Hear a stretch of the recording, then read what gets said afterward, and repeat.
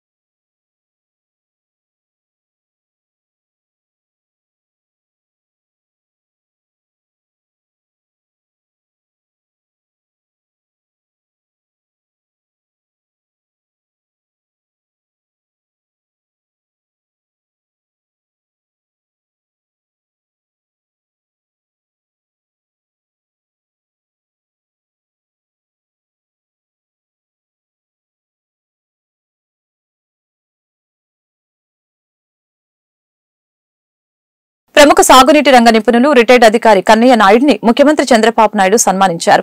వెలగపూడి సచివాలయంలో కన్నయ్య నాయుడికి శాల్వా కప్పి జ్ఞాపిక అందజేసి అభినందించారు. వరద పోటుతో ఇటీవల తుంగభద్ర జలాశయ 19వ గేటు కొట్టుకుపోయింది. ఈ విషయం తెలుసుకున్న సీఎం చంద్రబాబు సమస్యను పరిష్కరించేందుకు కన్నయ్య నాయుడికి ఫోన్ చేసి అక్కడికి వెళ్లాలని కోరారు. పరిస్థితిని గాడిన పెట్టేందుకు ఎంతో శ్రమించిన కన్నయ్య నాయుడు వరద ప్రవాహం ఉధృతంగా కొనసాగుతున్న సమయంలోనే ఏపీ, కర్ణాటక అధికారుల సహకారంతో స్టాప్ లాగ్ గేటు విజయవంతంగా అమర్చారు.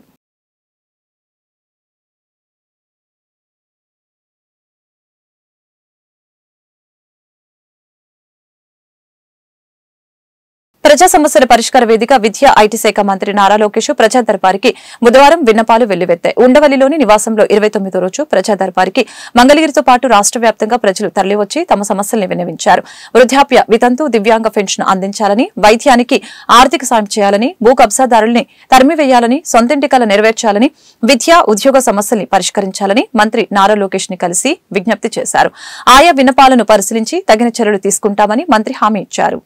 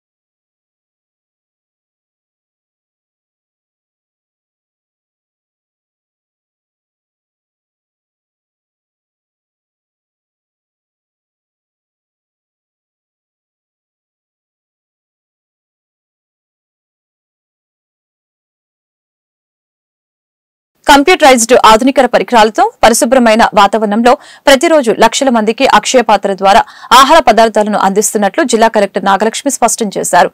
5 మండలాలకి అక్షయ పాత్ర ద్వారా పేద విద్యార్థులకి మిడ్ డే మీల్ అందించడం జరుగుతుందని పేర్కొన్నారు.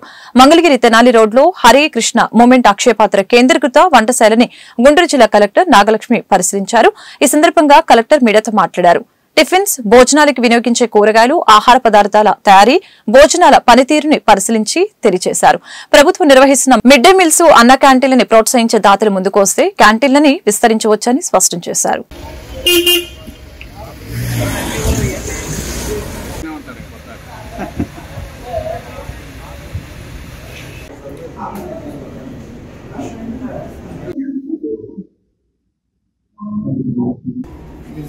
Mumbai state. So actually 2004 lo 317 schools, total 5 mandals madam. Mangalagiri, Tulluru, Tadepalli, Dubbirala, Tenali. ఈ 5 మండల్స్ మనం ప్రెజెంట్ ఇస్తున్నాం మేడం. 370 schools. ఇవాళ ఇక్కడ గుంటూరు జిల్లాలో మంగళగిరిలో ఉన్న అక్షయ పాత్ర కిచెన్ ని సందర్శించడం జరిగింది. మనకి జిల్లాల్లో ఇక్కడ ఈ కిచెన్ నుంచి దాదాపు 5 మండలాలు, మంగళగిరి కాన్స్టిట్యుయెన్సీలో ఉన్న 3 మండలాలు, తెనాలి, తర్వాత తుళ్ళూరు, ఈ మండలాలందరికీ కూడా ఈ కిచెన్ నుంచే మనకి పిల్లలకి మిడ్ డే మీల్ అనేది సర్వ్ చేస్తున్నారు. ఇది కాకుండా మనకి ఇప్పుడు రీసెంట్ గా మనం 16వ తారీఖు నుంచి స్టార్ట్ చేసిన జిల్లాలో ఉన్న అన్ని అన్న క్యాంటీన్స్ కి కూడా ఇక్కడ నుంచే 3 times మీల్స్ కూడా జరుగుతుంది. ఈ కిచెన్ అనేది 57th కిచెన్ ఆఫ్ అక్షయ పాత్ర. ఈ కిచెన్ లో దాదాపు 1 లక్ష మందికి డైలీ వండగలిగిన కెపాసిటీ ఉంది. సో ఇక్కడ వాళ్ళు రైస్ గానీ, పప్పు, సాంబార్ గానీ సెపరేట్ గా ఎక్కడెక్కడ కుకింగ్ చేస్తున్నారు ఏంటి ఇవన్నీ కూడా చూడడం జరిగింది. తర్వాత విడిగా వాళ్ళకి వెజిటబుల్స్ కట్ చేయడం గానీ, క్లీన్ చేయడం గానీ, దాన్ని పీల్ చేయడం గానీ ఇలాంటివి కూడా, దీనికి కూడా ఈ ఇండస్ట్రియల్ కిచెన్ లో లేటెస్ట్ టెక్నాలజీతో మెషిన్స్ అనేది ఇన్వెస్ట్ చేసి ఆ ప్రాసెస్ కూడా మాన్యువల్ ఇంటర్వెన్షన్ తగ్గించి చేస్తున్నారు. సిమిలర్లీ చట్నీస్, పికిల్స్ ఇలాంటి స్మాల్ వాటికి కూడా వాళ్ళు కర్రీస్ ఇలా చేయడానికి కూడా అన్న క్యాంటీన్స్. మనకి జిల్లాలో ప్రస్తుతం గుంటూరు మున్సిపల్ ఏరియాలో 7 క్యాంటీన్స్ ఇనాగ్రేట్ చేయడం జరిగింది. మంగళగిరిలోను 3 క్యాంటీన్స్, తెనాలిలోను 3 క్యాంటీన్స్ ఇనాగ్రేట్ చేయడం జరిగింది. ఇంకా రాబోయే కాలంలో ఇంకా కూడా మనకి కొన్ని క్యాంటీన్స్ అనేది తెనాలిలోను, పొన్నూరు, ఇంకా గుంటూరు అర్బన్ లో కూడా ఎక్స్ట్రా అనేది టేకప్ చేస్తున్నాం. ఈవెన్ ఎంటీఎంసీ ఏరియాలో కూడా ఎక్స్ట్రా టేకప్ చేస్తున్నాం. పెంచే అవకాశం ఉంది.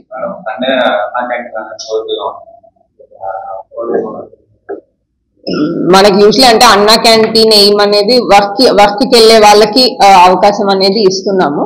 బట్ మనకి ప్రస్తుతం ఇదంతా కూడా ఇంకా ప్రొసీజర్ అంతా కూడా స్ట్రీమ్ లైన్డ్ గా డోనర్స్ ద్వారా వెళ్తుంది. సో మనకి వచ్చే డొనేషన్స్ ని బట్టి, దీన్ని బట్టి వీలైతే అది ఉంటే అప్పుడు గవర్నమెంట్ అలా కూడా డెసిషన్ తీసుకోవడానికి అవకాశం ఉంది.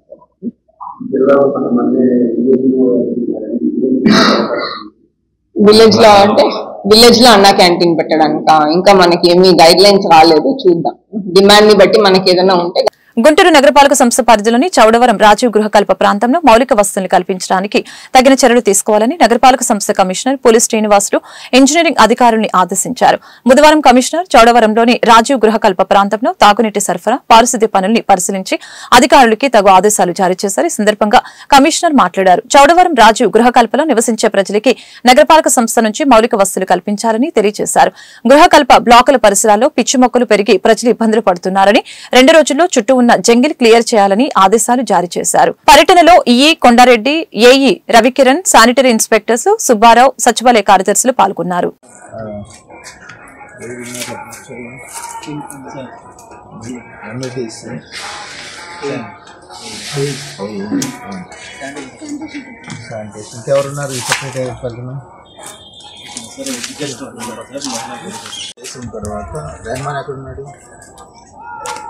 रहमान सर्कल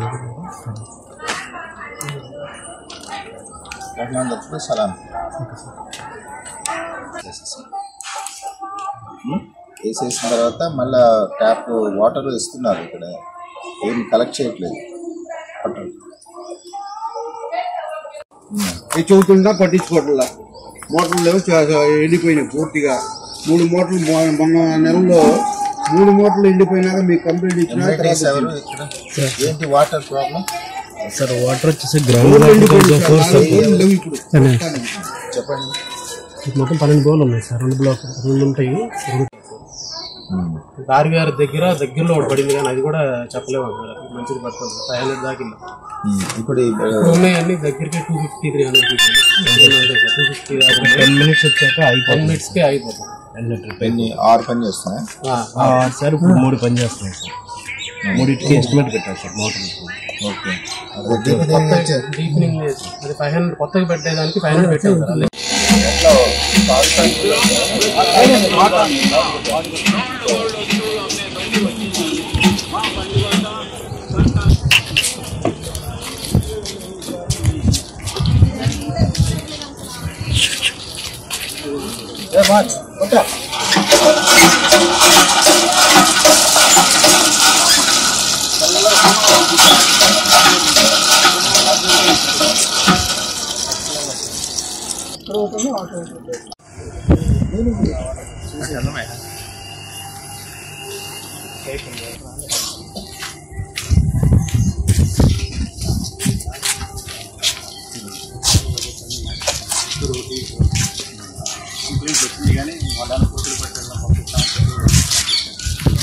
కలకత్తాలోని ఆర్జీకర్ మెడికల్ కళాశాలలో వైద్య విద్యార్థినిపై జరిగిన హత్య ఘటనకి నిరసనగా జనసేన పార్టీ మంగళగిరి నియోజకవర్గ ఇన్ఛార్జి చిల్లపల్లి శ్రీనివాసరావు ఆధ్వర్యంలో మంగళగిరి పాత బస్టాండ్ సెంటర్ వద్ద నుంచి కొత్త బస్టాండ్ సమీపంలోని అంబేద్కర్ బొమ్మ వద్ద వరకు కూడా జనసేన నాయకులు శాంతియుత క్యాండిల్ ర్యాలీ నిర్వహించారు.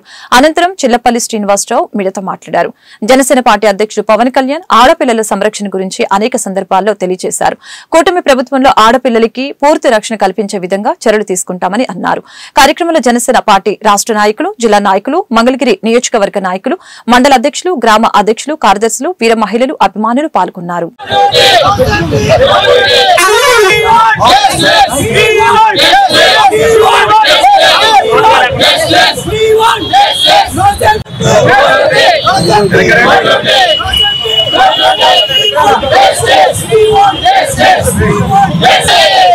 శిక్షించాలి, వెంటనే మహిళలపై అత్యాచారం చేసిన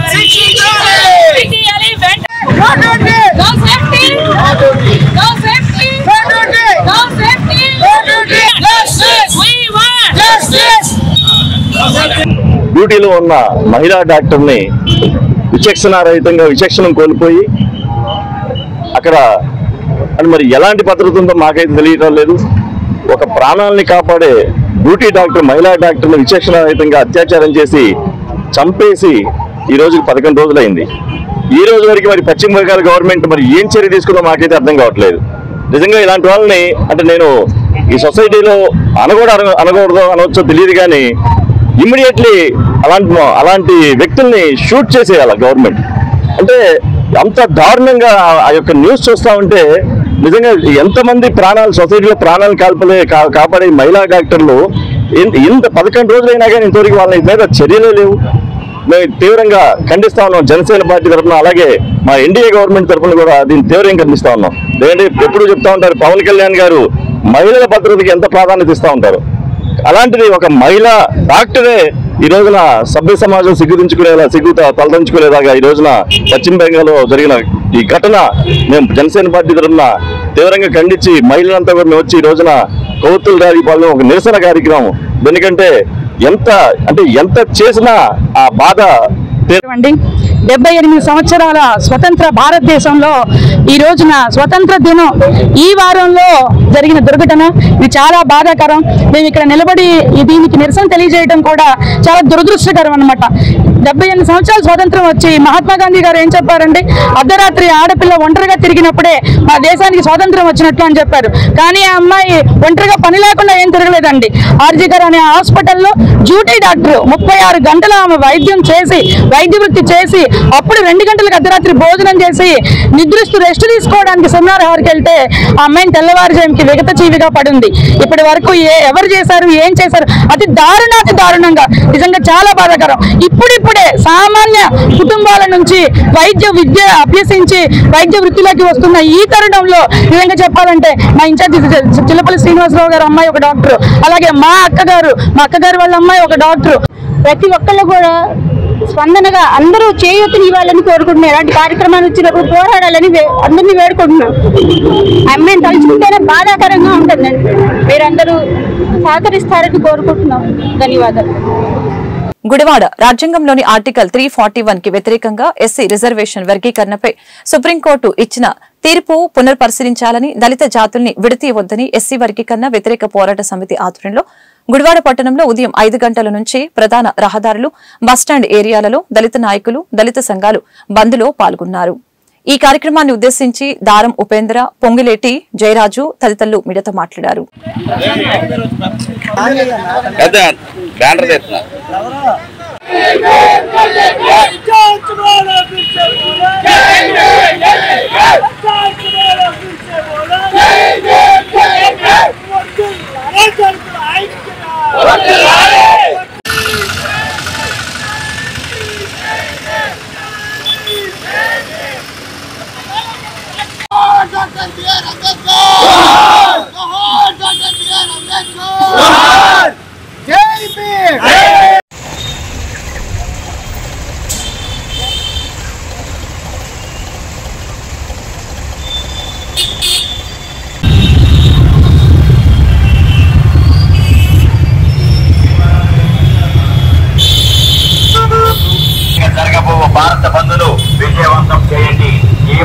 అందరికీ నమస్కారం అండి. ఈరోజు దేశవ్యాప్తంగా ఎస్సీ వర్గీకరణ వ్యతిరేకిస్తూ అన్ని దళిత సంఘాలు, ప్రజాస్వామ్యవాదులు, రాజ్యాంగ ప్రేమికులు ఈరోజు అఖిల భారత బంద్ కు పిలుపునివ్వడం జరిగింది. ఈ బంద్ లో భాగంగా గుడివాడ పట్టణంలోని ఎస్సీ వర్గీకరణ వ్యతిరేక పోరాట సమితి ఆధ్వర్యంలో ఈ బంద్ గుడివాడ బస్టాండ్ వద్ద మరియు గుడివాడలోని అన్ని ప్రధాన కోళ్లలో నిర్వహించడం జరుగుతుంది. అలాగే ప్రభుత్వ కాలేజీలు, ప్రైవేట్ కాలేజీలు, ప్రభుత్వ పాఠశాలలు, ప్రైవేట్ పాఠశాలలు కూడా స్వచ్ఛందంగా వాళ్ళు బంద్ని స్వచ్ఛందంగా ప్రకటించి స్కూళ్ళకి, కళాశాలలకి సెలవు ప్రకటించారు. వాళ్ళకి మా ధన్యవాదాలు తెలియజేస్తున్నాం. అలాగే ఇంకా వ్యాపార సంస్థలు, హోటళ్లు, ఇంకా వ్యాపార దుకాణాలన్నీ కూడా స్వచ్ఛందంగా వారు మాకు సహకరించి బంద్ని మేము చేసే బంద్కి సహకరిస్తున్నారు. ఈ సందర్భంగా దళితులను విచ్ఛిన్నం చేసి రాజ్యాంగాన్ని నాశనం చేసే కుట్రలో భాగంగా ఈ ఎస్సీ వర్గీకరణ అనే అంశాన్ని ఈ కేంద్ర ప్రభుత్వం ముందుకు తీసుకొచ్చింది. దీన్ని దళిత సంఘాల తరఫున మేము తీవ్రంగా ఖండిస్తున్నాం. భవిష్యత్తులో ఇలాంటి దుశ్చర్యలకు కేంద్ర ప్రభుత్వం పూనుకుంటే దళితులందరి తరఫున మేము రాజ్యాంగబద్ధంగా, చట్టపరంగా మేము చేయాల్సిన అన్ని కార్యక్రమాలు చేసి కేంద్ర ప్రభుత్వం మెడలు వంచి ఎస్సీ వర్గీకరణ అడ్డుకుంటామని తెలియజేస్తున్నాం. ఉద్యోగానికి వ్యతిరేకంగా పాత బంధు ప్రకటన జరిగింది. మేధావులు, ప్రజాస్వామ్యవాదులు ఎవరైతే షెడ్యూల్గా ఉన్న ఎస్సీ నిలబెట్టకూడదని ప్రతి ఒక్క ఆలోచించారో అందరూ సమక్షంలో పాత బంధు ప్రకటించబడింది. దాని నిమిత్తంగా ఎస్సీ వర్గీకరణ వ్యతిరేక పోరాట సమితి గుడివాడలో గుడివాడ బంధు దాని నిమిత్తం అమలు కలిసి చేయడం జరుగుతుంది. ఎస్సీ వర్గీకరణ విడుదల చేసే వరకు పోరాటం ఆగదు. ఎందుకంటే రాజ్యాంగం రాసిన ఆర్టికల్ 341లో షెడ్యూల్గా ఉన్న కాస్ట్ ని విడదీయకూడదని చెప్పి అంతకుముందు 2004 నవంబర్ 5వ తారీఖున సుప్రీంకోర్టు 5 బెంచి తరఫున ఈ వర్గీకరణ చదవడం ఇవ్వడం జరిగింది. మనం దాన్ని మళ్ళీ పునరావృతం చేస్తూ ఈరోజు బీజేపీ మోడీ గారు అక్కడ హామీ ఇచ్చి హైదరాబాద్ లో మన్నాకృష్ణకి కావాలని ఆ యొక్క విద్యుత్ ఒత్తిడి చేసి ఈ యొక్క వర్గీకరణ బిల్లుని పెట్టడం జరిగింది, పాస్ చేయడం జరిగింది. కనుక దాన్ని వ్యతిరేకిస్తూ అది చెల్లాలంటే 341 ఆర్టికల్ ప్రకారం పార్లమెంట్ లో సవరణ చేసి రాజ్యసభలో పెట్టి రాష్ట్రపతి ఆమోదం ముద్ర ఇచ్చిన తర్వాతే సుప్రీంకోర్టు నిర్ణయం తీసుకోవాలి. కనుక దాన్ని వ్యతిరేకిస్తూ జరిగే పోరాటాన్ని అందరూ సహకరించాలని, ఇక వర్గీకరణ ఆపే వరకు ఈ పోరాటం ఆగదని విడతల వారీగా ఆంధ్రప్రదేశ్ రాష్ట్రం అంతా మాల సంఘాలు, అలాగే దళిత సంఘాలు, మేధావులు, ప్రజాస్వామ్యవాదులు అందరినీ కలుపుకొని కార్యాచరణ రూపొందించి గుడివాడ పట్టణంలోని గుల్జార్ చౌక్ మసీదులో కొంతమంది ఆరోపణల్ని గత కమిటీ అధ్యక్షులు షేక్ ఇబ్రహీం మీడియా సమావేశం నిర్వహించి తన హయాంలో జరిగిన లావాదేవీల బ్యాంకు రికార్డుల్ని మీడియా ముఖంగా చూపించారు. నిరాధార ఆరోపణల్ని ఖండించారు. రాజకీయ కక్షతో ఇప్పుడు ఉన్న అధ్యక్షులు కరీం బేగ్ ఆయన కుమారులు అసత్య ప్రచారాలు చేస్తూ తనపై బురద చల్లే ప్రయత్నం చేస్తున్నారని మండిపడ్డారు. మసీదు ఖాతాలో ఉన్న 12 లక్షల నిధుల్ని రేకుల షెడ్డులో ఉన్న నూర్ మసీదుకి అద్భుతమైన భవనాన్ని నిర్మించామని వక్ఫ్ బోర్డు అధికారులు సమాచారం ఇచ్చి నిధులు వినియోగించినట్లు ఆయన తెలియజేశారు. నా నిజాయితీని నిరూపించుకోవడానికి నేను సిద్ధంగా ఉన్నానని అన్నారు. ఈ సమావేశంలో పలువురు మైనార్టీ పెద్దలు, గుల్జార్ చౌక్ మసీదు దుకాణ లీజ్దారులు పాల్గొన్నారు.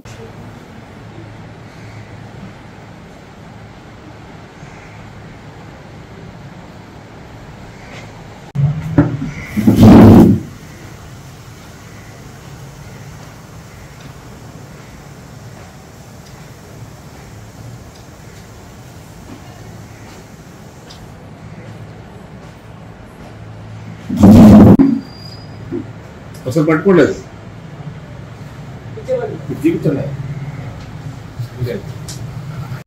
నా మీద అబండ వేస్తానికి కారణం ఏంటంటే ఇప్పుడు ప్రెసిడెంట్ గారు కరీంబేగ్ గారు వాళ్ళ అబ్బాయిలు ఇద్దరు చిన్నోళ్ళు, పెద్ద ఆయన రాలేదండి.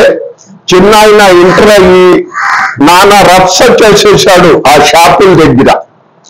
ఎవరో దాత 3 షట్టర్లు వేయమని ఇస్తే ఆ షట్టర్లు వేస్తానికి వచ్చి మీటింగ్ వేస్తే మేము కూడా వెళ్ళాం మీటింగ్కి మసీదులో. వెళ్తే ఆ ఎలక్షన్ పోలింగ్ 15 రోజులు ఉండగా షట్టర్లు వేస్తామన్నారు. అది పద్ధతి కాదయ్యా. ఆయన మా దగ్గరికి వచ్చాడు, ఎలక్షన్ అయిపోయిన తర్వాత షట్టర్లు వేద్దామని చెప్పాం. అట్టాగే అని ఓ 15 రోజుల ముందు వేస్తాం మొదలెట్టారండి. మేము వెళ్ళి అడ్డగిచ్చాం.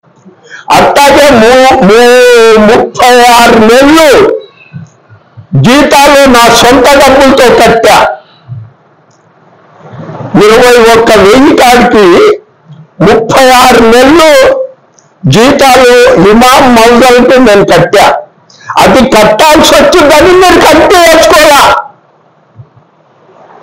లేకపోతే కమిటీ గవర్నమెంట్ మారిన తర్వాత వేసుకోవాలి కదా, వేసుకున్నారా? ఇది ఇవ్వాల్సి వచ్చిందని మీరు కమిటీ వేసుకోవాలా? వేసుకో. గుడివాడ ముస్లింస్ లో ఏ పార్టీ ఓడైనా సరే అదిగో మీరు చేసిన దాంట్లో 1000 రూపాయలు తప్పు ఉంది, 100 రూపాయలు తప్పు ఉంది అంటే చెల్లిస్తానికి ఇవ్వాలైనా సిద్ధం. నేను లేకపోయినా నా మనవరాలు ఉంటుంది, చెప్పి ప్రాణం వదులుతా నేను. ఎందుకంటే అది మసీద్ సొమ్ము మాకొద్దు. ఆఖరికి 100 కాడ నుంచి 1000 రూపాయలు మీరు చూపించిన గుడివాడలో ఏ పార్టీ మైనార్టీ అయినా సరే చూపిస్తే రేపు శుక్రవారం నేను అక్కడికి వస్తున్నాను గుల్జార్ చౌక్ మసీద్కి. రాండి, ఎవరన్నా లెక్కలు కావాలన్నా మొబైల్ ఉంటే పేపర్లు వేసా, పాంపులెట్లు వేసా, ఏ మొబైలు రాలా ఇంతవరకు. ఇవాళ వీళ్ళు ముగ్గురు ఏలేద్దామని చూస్తున్నారు. మరి వెళ్తే వెళ్ళండి, మేమేం కాదనం. మీ అందరికీ నమస్కారాలు. కృష్ణా జిల్లా పెడన నియోజకవర్గం పెడన పట్టణంలో రాజ్యాంగంలోని ఆర్టికల్ 341 కి వ్యతిరేకంగా ఎస్సీ రిజర్వేషన్ వర్గీకరణపై సుప్రీంకోర్టు ఇచ్చిన తీర్పుని పునఃసమీక్షించాలని, అన్నతమ్ముల వలె మెలుగుతున్న దళిత జాతుల్ని విడతీయవద్దని ఎస్సీ వర్గీకరణ వ్యతిరేక పోరాట సమితి ఆధ్వర్యంలో పెడన పట్టణం 9వ వార్డు ఇన్ఛార్జి కమ్మగంటి వెంకటేశ్వరరావు నేతృత్వంలో పెడన పట్టణ దళిత నాయకులు, దళిత సంఘాలు పిలుపు మేరకు బుధవారం భారత్ బంద్ లో భాగంగా పెడన పట్టణంలోని ప్రభుత్వ కార్యాలయాలు, ప్రభుత్వ, ప్రైవేటు విద్యా సంస్థలు, వ్యాపార సంస్థలు అన్నింటినీ బంద్ చేయడం జరిగిందని తెలియజేశారు. దేశవ్యాప్తంగా అన్ని దళిత సంఘాల పిలుపు మేరకు పెడన పట్టణంలో బంద్ నిర్వహించడానికి వచ్చినటువంటి నా దళిత సోదరులందరికీ నా జేబీఎంలు. గతంలో సుప్రీంకోర్టు ఇచ్చినటువంటి తీర్పుకి నిరసనగా ఈ రోజున బంద్ చేయడమైనది. ఎందుకంటే వర్గీకరణకు వ్యతిరేకంగా వర్గీకరణ జరగాలి, ఎస్సీలకు వర్గీకరణ చేయాలన్న నినాద విషయాన్ని సుప్రీంకోర్టు ఈ రోజున వర్గీకరణ చేసింది. ఈ వర్గీకరణ మూలంగా దేశంలో ఉన్నటువంటి ఎస్సీలందరూ కూడా చాలా ఇబ్బంది పడతారు. ఈ వర్గీకరణ అనేది ఒక ఎస్సీలకే చేయాలా,